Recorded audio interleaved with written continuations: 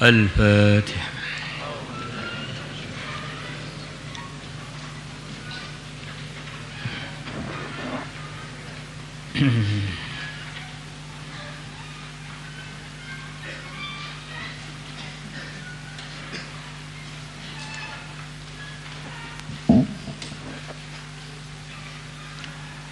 بسم الله الرحمن الرحيم.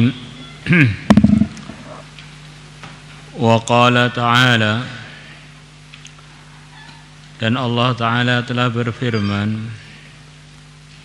Allah menyebut-nyebut sifatnya orang-orang beriman yang Allah ridha pada sifat-sifat mulia tersebut. Di antara sifatnya adalah yang akan kita baca ini. Ya khafuna, mereka takut, yauman, akan datangnya hari, tataqallabu, yang bolak-balik, yang bergoncang, fihi, di hari itu, al-qulubu, hati, wal absaru, dan mata, yaitu hari hisab, hari kiamat. Hari itu orang-orang beriman maupun tidak beriman dalam kondisi yang begitu gawat darurat. Yang diselamatkan oleh Allah hanya orang-orang yang diridhoinya. Allah tampakkan surga, tampakkan neraka, hadapkan kepada mereka macam-macam pertanggungjawaban. Ada pengumuman-pengumuman yang begitu menakutkan.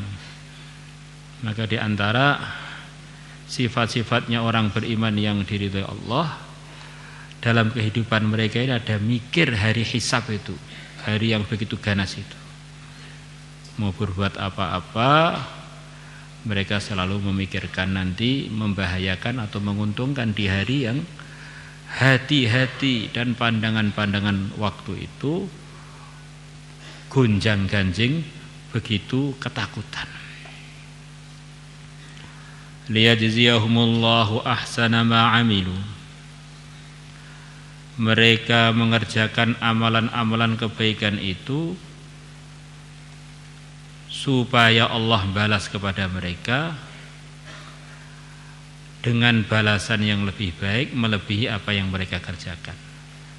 Jadi ada min yang dibuang menurut sebagian mufassirin, ahsana mimma amilu. Jadi ketika mereka amal ada ihtisab. Ketika amal mereka berharap mendapatkan anugerah-anugerah dari Allah melebihi apa yang mereka kerjakan. Sekali kebaikan berharap dapat minimal kelipatan 10 kali sampai kelipatan yang hanya Allah yang tahu. Nah ini bagaimana orang amal kok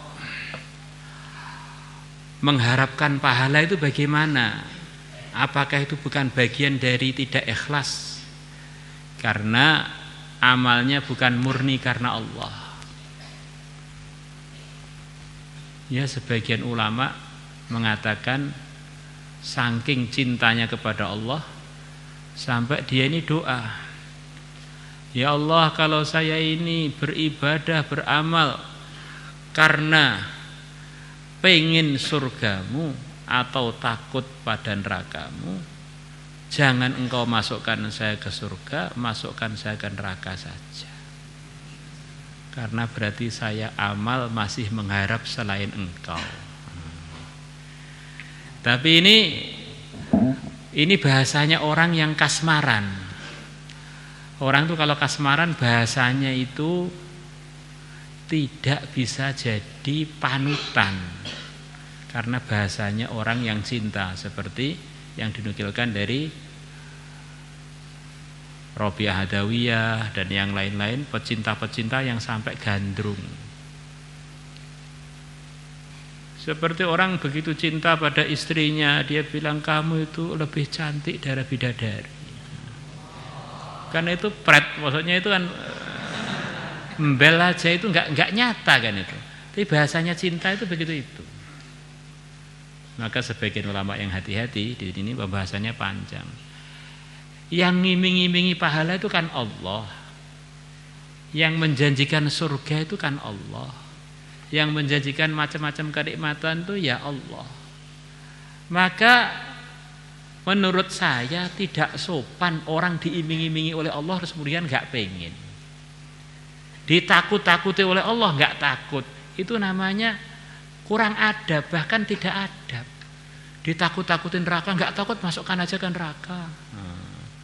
Kecuali orang kasmaran memang baru mukallaf kan ya. Diiming-imingi surga, saya gak pengen surga, pengen Allah saja. Maka grup yang kedua ini mengatakan adabnya orang beriman itu memang ihtisab. Setiap amal sebagaimana yang dijanjikan Allah itu apa, itu berarti Allah ridho dan seneng kalau hambanya pengen pada perkara yang diiming-imingkan kepada dia. Maka Nabi bersabda, man qoma ramadhana imanan wahtisaban. Barang siapa menghidupkan malamnya Ramadan dengan amalan-amalan kebaikan, dia menghidupkan tadi karena dorongan iman dan karena pengen anugerah Allah yang telah dijanjikan. Ghufira lahu ma taqaddama min dzambi. Terus kita ikut siapa, Pak? Ya, dua-duanya sih boleh dijadikan pertimbangan. Yang tidak boleh itu kita hidup tanpa pertimbangan. Hidup ngawur gak mikir, pokoknya aku ngene iki ya ngene iki, lah itu yang gak boleh. Nah, grup kedua pengen hati-hati, grup pertama memang bahasanya orang gandrung. Memang orang itu harus gandrung dengan Allah, seharusnya sampai melupakan ke orang itu kalau sudah cinta beneran kan melupakan apapun, melupakan harga apapun, melupakan yang menarik apapun, pokoknya hanya si dia saja pokoknya. Koes dunia dengan segala isinya, dengan Laila, kamu pilih mana? Kamu ngomong apa? Debu yang nempel di serandalnya Laila itu lebih mahal menurutku melebihi dunia dengan segala isinya. Ini bahasanya orang gandrung ya.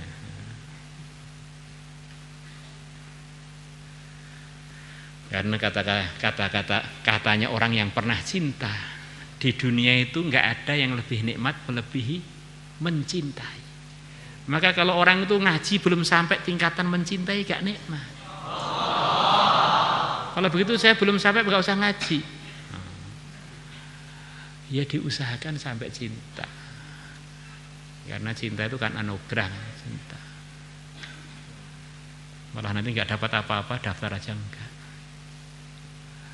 Orang itu dengan sebab cinta itu yang pahit pun jadi manis, yang capek pun jadi terasa istirahat.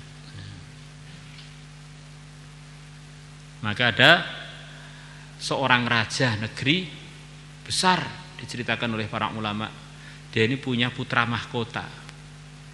Yang putra mahkota ini satu-satunya yang akan menggantikan dia. Tapi putra mahkota itu hidupnya nggak semangat gitu. Suruh ngaji, suruh belajar juga nggak semangat.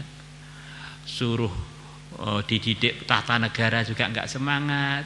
Padahal ayahnya ini sudah tua. Maka dia tanya pada penasihat-penasihatnya, ini bagaimana masa depan anak saya dan kerajaan saya ini? Satu-satunya penerus adalah dia, sementara kondisinya begitu itu. Apa nasihat kalian? Maka para penasihat mengatakan, orang itu kalau hidup nggak ada cinta, Tuan Raja, hidupnya nggak ada geloranya. Terus bagaimana? Ya kami akan usahakan biar dia ini bisa punya cinta. Ini pendidikan tidak semuanya harus ditiru ya, tidak semuanya harus ditiru ya. Ini pendidikan, ini ngomong pendidikan. Maka di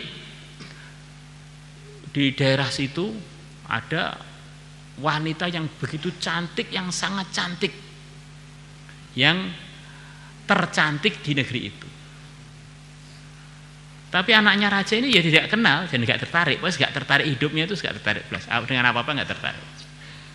Maka para penasihat raja tadi mulai mendekati anak raja itu, cerita-cerita mengenai macam-macam keadaan dunia, cerita mengenai cinta, nikmatnya mencintai, kemudian cerita diselingi dengan cerita wanita itu, wah kalau kamu dapat istri dia jos. Nah,